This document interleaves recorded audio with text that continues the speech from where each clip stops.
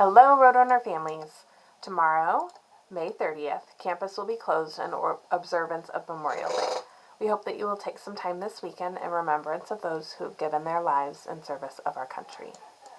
This week, we hope you'll join us for the performance of our school musical, Joust, on Wednesday, the 28th at 6 p.m. Our students have been working hard and can't wait to show you their talent. This Friday will be our fun run.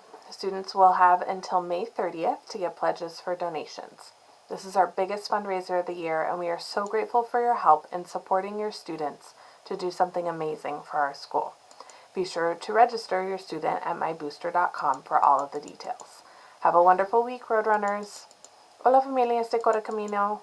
Mañana, 30 de mayo, el campus estará cerrado por el Día de los Caídos.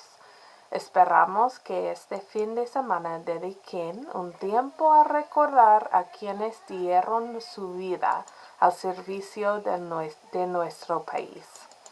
Esta semana esperamos que nos acompañen a la presentación del músico escolar Joust, el miércoles 28 a las 6 de la tarde. Nuestros estudiantes han estado trabajando duro y están ansiosos por mostrarles su talento. Este viernes será nuestra carrera popular. Los estudiantes tienen hasta el 30 de mayo para conseguir donaciones.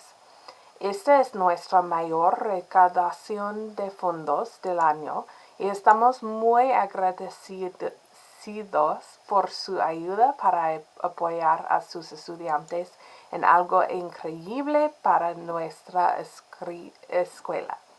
Asegúrense de escribir a su estudiante en mybooster.com para obtener todos los detalles. Que tengan una semana maravillosa, Correcaminos.